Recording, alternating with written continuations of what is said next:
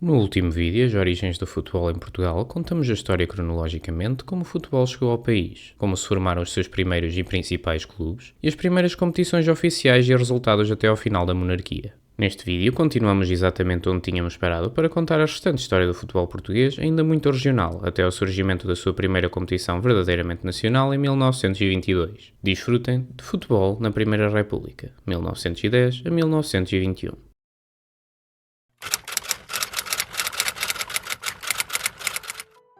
A época de 1910-1911 é particularmente relevante para o futebol na capital, porque marca o primeiro campeonato de Lisboa, organizado oficialmente pela recém-criada Associação de Futebol de Lisboa, o AFL. Participaram 7 clubes na competição da primeira categoria, entre eles o Internacional, também conhecido como CIF, o Benfica, o Sporting, o Campo de Ourique, o Império Sport Clube, o Lisboa Futebol Clube e o União Belenense. Durante esta época verificou-se o começo do desaparecimento progressivo de clubes que tinham sido importantes nos primórdios do futebol lisboeta. O Carcavelos Clube, que havia dominado o futebol regional de Lisboa nas épocas anteriores, deixou de participar nas competições oficiais, passando a limitar-se a jogos particulares. Outros clubes de matriz inglesa, como o Lisbon Cricket e o Gilman Group, também desapareceram do quadro competitivo, com o regresso à Inglaterra de muitos dos seus jogadores. Ainda assim, o CIF recebeu alguns elementos que permaneceram em Portugal do Lisbon Cricket, reforçando o seu plantel de forma crucial para a nova época. Logo na primeira jornada, o Benfica perdeu em casa com a União Belenense por 2-3, um resultado inesperado que viria a custar caro. O Sporting ficou desde cedo afastado da corrida pelo título após derrotas contra o CIF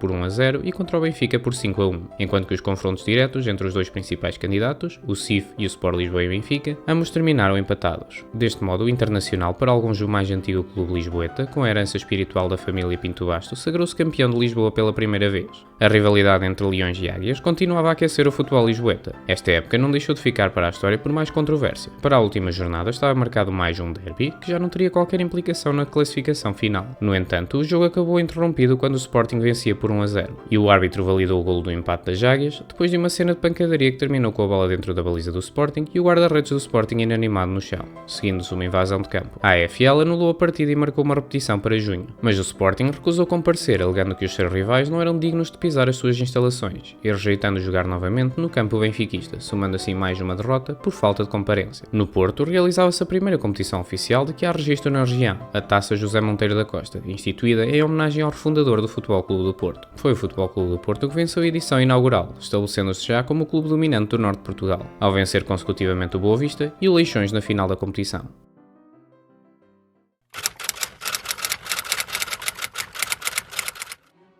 O período de 3 épocas entre 1911 e 1914 confirmou a afirmação do Benfica como potência dominante do Campeonato de Lisboa. Em 1911 e 1912, os encarnados terminaram com 6 vitórias em 6 jogos para o campeonato, registrando apenas derrotas em amigáveis contra o Carcavelos. A história repetiu-se mais 2 vezes, em 12-13 e 13-14, com o Benfica a ficar invicto na competição durante 3 anos. Nestas épocas, o CIF e o Sporting mantiveram-se como os principais concorrentes, enquanto que clubes como o Império e o Lisboa Futebol Clube se ficavam pelo fundo da tabela. Os Leões, em particular, apesar de ainda estarem claramente atrás do rival, começavam lentamente a mostrar evolução a nível competitivo, ficando em segundo lugar em 12-13 e conquistando os seus primeiros troféus nas categorias de reservas. No entanto, o Sporting continuava a ficar arredado do título de campeão de Lisboa, sendo incapaz de apontar uma única vitória contra os encarnados neste período. Benfica este, que desde o famoso êxodo geral dos jogadores de 1908 tinha equilibrado as contas financeiramente com os Leões e se tinha habituado a levar a melhor na rivalidade, dispondo da massa adepta mais numerosa e intimidante da capital, e um líder carismático em Cosme Damião.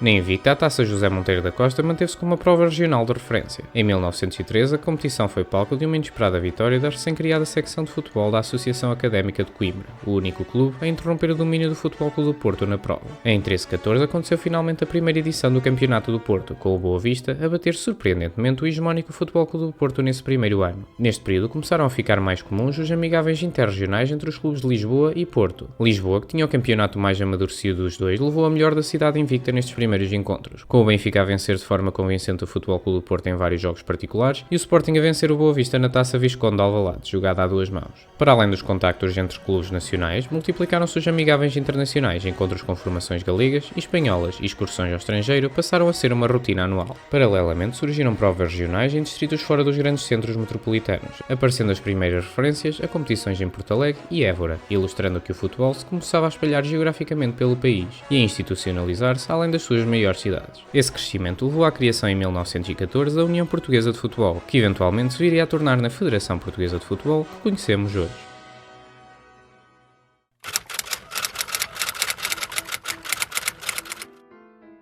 O período de 5 épocas compreendido entre as temporadas de 14-15 e 18-19 levou a rivalidade entre verdes e vermelhos para níveis nunca vistos até então no futebol nacional. Os dois clubes discutiram os 5 campeonatos de Lisboa entre si, com troféus conquistados por margens mínimas e ainda várias taças e jogos particulares disputados pelo meio. Se acham que o atual clima na segunda circular, com batalhas de comunicados e acusações de favoritismo por vezes chega a ser antidesportivo, os tempos dos primórdios do campeonato de Lisboa ajudam a pôr as coisas em perspectiva. O futebol parecia acompanhar as convulsões da Primeira República e o epicentro era a rivalidade entre leões e águias, com batalhas de adeptos, invasões de campo, castigos, pedidos de invalidação de jogos e múltiplas ameaças de desistência por parte de ambos os clubes, que tentavam cada vez mais pressionar a Associação de Futebol a seu favor. Na época de 1914-1915, o Sporting venceria finalmente o Campeonato de Lisboa pela primeira vez na sua história. O Benfica deixou o rival aproximar-se competitivamente quando cometeu o erro de deixar sair Artur José Pereira, o melhor jogador português da época, para os Leões, que se reforçariam também com o guarda-redes encarnado e alguns dos melhores elementos do CIF dos anos anteriores. As remodelações no plantel leonino foram um sucesso e permitiram ao Sporting a sua primeira vitória contra os encarnados em 5 anos, para assegurar a conquista do Campeonato de Lisboa. Nesse ano disputou-se ainda a primeira edição da Taça de Honra da Associação de Futebol de Lisboa, uma nova competição em formato de taça para complementar a época lisboeta com mais troféu. Confirmando a sua superioridade este ano, o Sporting venceria o Benfica na final, conquistando a primeira dobradinha distrital e rompendo com o domínio encarnado dos anos anteriores. Na temporada seguinte, 1915-1916, começaram as guerras fora de campo, com o caso da suspensão do Império, que teria implicações decisivas para a defesa do título do Sporting. As nuances de toda esta atrapalhada não são precisamente conhecidas, mas em suma, depois de uma primeira volta do Campeonato de Lisboa renhida, os dois rivais encontravam-se empatados em pontos. Ao mesmo tempo, o Sport Clube Império havia sido suspenso durante 60 dias de todas as competições da AFL, por problemas alheios à corrida ao título. Durante esse período de 2 meses, ocorreu um treino amigável entre jogadores do CIF, Sporting e o malogrado Império. A associação entendeu esse treino conjunto como desobediência e aplicou um castigo aos capitães do CIF e do Sporting, impedindo esses dois elementos de participar num amigável entre um misto de jogadores do Porto e Lisboa planeado para esse ano. Ambos os clubes responderam ao castigo com a recusa de deixar qualquer um dos seus jogadores participar nesse encontro interdistrital. O mal-estar entre a Associação de Lisboa e os clubes castigados só se acentuou a partir daí, culminando com a suspensão de 5 meses aplicada ao CIF, Sport Clube Império e Sporting.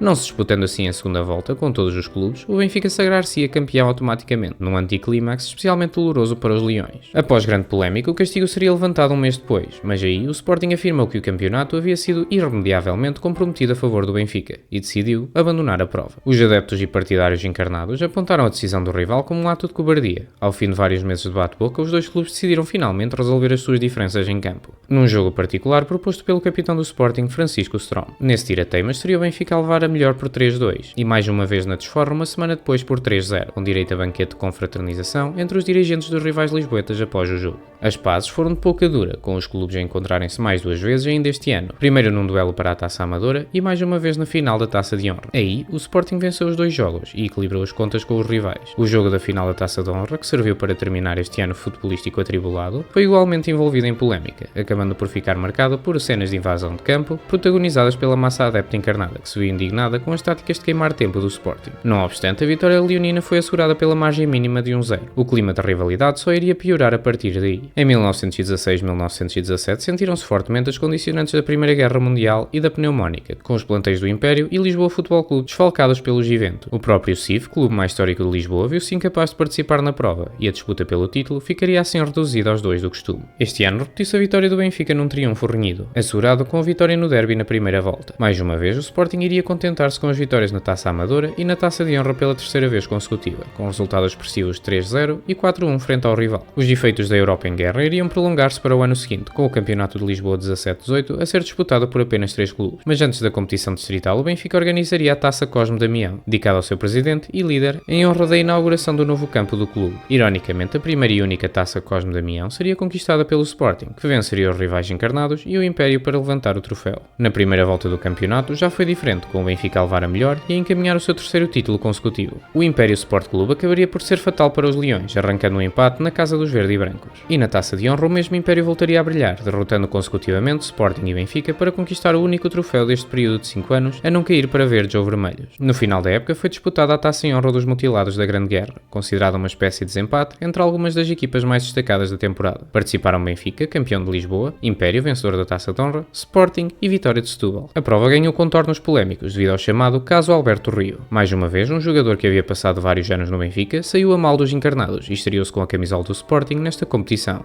Controvérsias à parte, o Sporting acabou por vencer a taça, demonstrando que apesar do tricampeonato de Lisboeta do Benfica, era cada vez mais difícil continuar a falar em domínio encarnado. O auge da guerra entre Leões e Águias viria no ano seguinte, com um dos campeonatos de Lisboa mais disputados desde o princípio da competição. À lista de participantes juntava-se o Vitória de Setúbal e o regressado CIF. O clube setubalense iria conseguir entrar na luta aguerrida pelo título, ganhando todos os seus jogos na primeira volta e ficando apenas 2 pontos atrás dos dois grandes clubes da capital no final do campeonato. Ainda assim, seria entre estes dois que o campeonato se disputaria até para lá da última jornada. O Sporting, após perder os seus 2 primeiros jogos contra o Benfica e Setúbal, fez uma série de 7 vitórias seguidas até ao final do campeonato, igualando os pontos do Benfica, que também só perderia com o Setúbal, e no derby em casa do Sporting. Jogar-se então a primeira finalíssima a 2 mãos do Campeonato de Lisboa, para desempatar os dois rivais. O ambiente do futebol lisboeta era de cortar à faca. Para agravar as coisas, o Benfica entrou em rota de colisão com a AFL, pedindo a anulação da sua derrota com o Vitória de Setúbal na primeira volta, protestando a anulação de um gol encarnado nessa partida. No entanto, esse pedido acabaria por ficar por resolver até à data da finalíssima. Vivia-se uma tensão de tal forma intensa entre os dois clubes que o árbitro nomeado se recusou a comparecer, tendo de ser substituído à última da hora. O Sporting acabaria por vencer as duas partidas, que ficaram igualmente envoltas em polémica e violência dentro e fora do campo. O jogo registrou 3 expulsões, o que viria a suscitar mais protestos encarnados com base na alegada permanência em campo de um dos jogadores do Sporting após a sua expulsão. Então, o campeonato já por si polémico ainda se arrastou mais tempo na secretaria sem um vencedor definitivo, com a Associação de Futebol de Lisboa a sofrer pressões e ameaças de ambas as partes até à conclusão do processo. No final, decidiu-se pelo resultado da finalíssima, e o Sporting conquistou finalmente o tão desejado segundo campeonato de Lisboa, terminando este período com uma vitória leonina. Chegados ao fim desta revisão, é tentador perguntar, mas afinal, quem ganhou a guerra? Falando em quem venceu mais batalhas, o vencedor seria o Benfica, que foi tricampeão lisboeta no período. Mas no final da época de 18-19 era evidente que a superioridade clara benfiquista do início da década se tinha vindo a desvanecer, e o Sporting tinha crescido em competitividade, vencendo vários troféus e ultrapassando finalmente o rival, também no campeonato de Lisboa. A década seguinte no futebol regional e nacional seria mais fácil para os Leões do que para as Águias, que teriam dificuldade em manter-se competitivos, não só com o Sporting, mas também com novas potências que viriam a surgir na capital. Entretanto, fora de Lisboa, o futebol também tinha vindo a evoluir lentamente. Durante este período, continuaram a haver amigáveis periódicos, especialmente com o Futebol Clube do Porto, que apesar de ser o maior poder futebolístico regional no norte de Portugal, conquistando quase todos os títulos, ainda apresentava muitas dificuldades em acompanhar os clubes lisboetas. Juntaram-se os Salgueiros e o Espinho à competição no Porto, e surgem competições no Algarve e na Madeira a incluir nomes familiares até hoje, como o Farense, o Marítimo e o Nacional. No entanto, seria mesmo na capital que iria nascer um clube que durante a primeira metade do século XX atingiria dimensões gigantes no futebol português.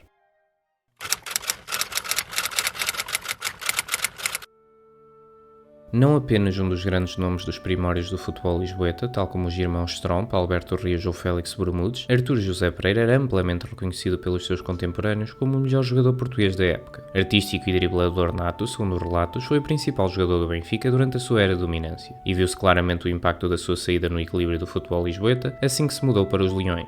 Uma personalidade excêntrica, era conhecido por não ter papas na língua nem problemas em entrar no confronto físico quando a ocasião o suscitava. Há uma famosa história de Cosme Damião ter de acalmar e pedir para abandonar uma partida numa deslocação do Benfica a Vigo. Outra vez chegou atrasado à primeira mão da finalíssima do Campeonato de Lisboa, aparecendo para os Leões apenas depois do Sporting ter passado a primeira parte a jogar com 10. Quando em 1908 o Sport Lisboa se fundiu com o Benfica para dar lugar ao Sport Lisboa e Benfica, Artur José Pereira avisou os colegas que o Sport Lisboa iria acabar por desaparecer como o conheciam e deixar de ser um clube de Belém, para se tornar um emblema do Benfica. Os anos foram passando e Artur José Pereira tornou-se ainda assim uma das referências do clube, mas uma polémica com os dirigentes em 1914 levou a que José Alvalade tentasse a sua contratação e, como falamos antes, contra todas as expectativas, acabou por trocar o Benfica para jogar de verde e branco durante 5 épocas. Apesar de ter conquistado 6 campeonatos de Lisboa e inúmeros troféus regionais e ser um dos poucos heróis tanto no Benfica como no Sporting, o legado de Artur José Pereira acabaria por ir muito além da sua carreira como jogador. O sucesso não lhe apagava a sua derradeira ideia, criar e jogar por um clube da sua terra natal do Belém. Quando liderou o Sporting ao seu segundo título regional em 1919, tentou finalmente a sua sorte e falou com Jorge Vieira, um dos grandes símbolos leoninos da época, para tentar, junto de Francisco Stromp, libertá-lo para fundar o seu próprio clube.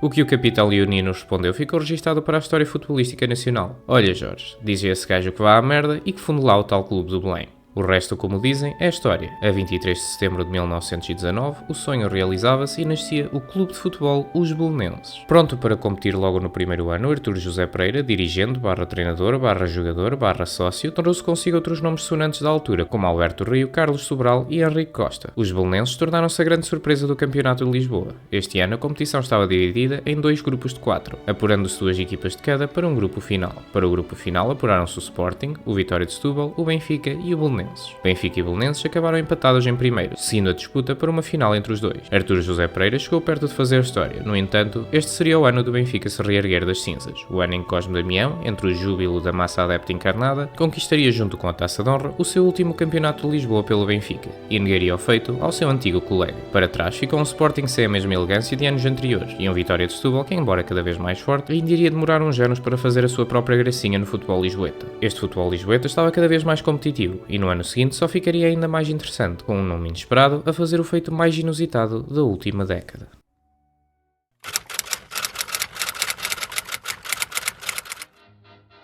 A Casa Pia de Lisboa já tinha uma história na modalidade do futebol a remontar pelo menos até 1898, quando se registra ter montado uma equipa capaz de vencer o invencível Carcavelos Clube. Normalmente ficando-se pelas categorias inferiores, a associação focava-se apenas na formação desportiva de jovens atletas. Em 1920 é fundado de forma oficial o Casa Pia Atlético Clube, com o futebol como a sua principal modalidade, um velho sonho concretizado de vários alunos casapianos. Entre eles estava o órfão que ficaria para a história do futebol português, hoje imortalizado no nome da Supertaça, o mestre Cândido de Oliveira. Para a surpresa de muitos, o primeiro clube a destronar o Benfica e o Sporting em mais de uma década não seria o ameaçador Vitória de Setúbal, nem o vistoso Belenenses de Artur José Pereira, mas sim um grupo de jovens idealistas que conquistariam o Campeonato de Lisboa em 1921. Da mesma forma do ano anterior, o campeonato dividiu-se em dois grupos, com apuramento para um grupo final de 4 participantes, seguindo uma final a 2 mãos entre o primeiro e o segundo classificado. Desta vez foram Benfica, Sporting, Belenenses e o pequeno Casa Pia, que ainda não registrava uma única derrota na época. Os gansos assim se mantiveram, ficando em primeiro no grupo final, antes de disputar e vencer a final do Campeonato de Lisboa contra o Sporting, vencendo de forma histórica por 4-1 em casa e cerrando as contas com um empate em Alvalade. A vitória do Casa Pia foi um verdadeiro estrondo no futebol português. Para terminar a época em beleza, organizou-se então um jogo entre o campeão de Lisboa e o campeão do Porto. Já esse era bem menos surpreendente. O Futebol Clube do Porto continuava sem perder em competições regionais desde 1914. Nos jogos amigáveis também estavam melhores, com vitórias no ano anterior contra o Benfica e contra o Belenenses. Neste encontro interdistrital, o Casa Pia venceu por 2-0.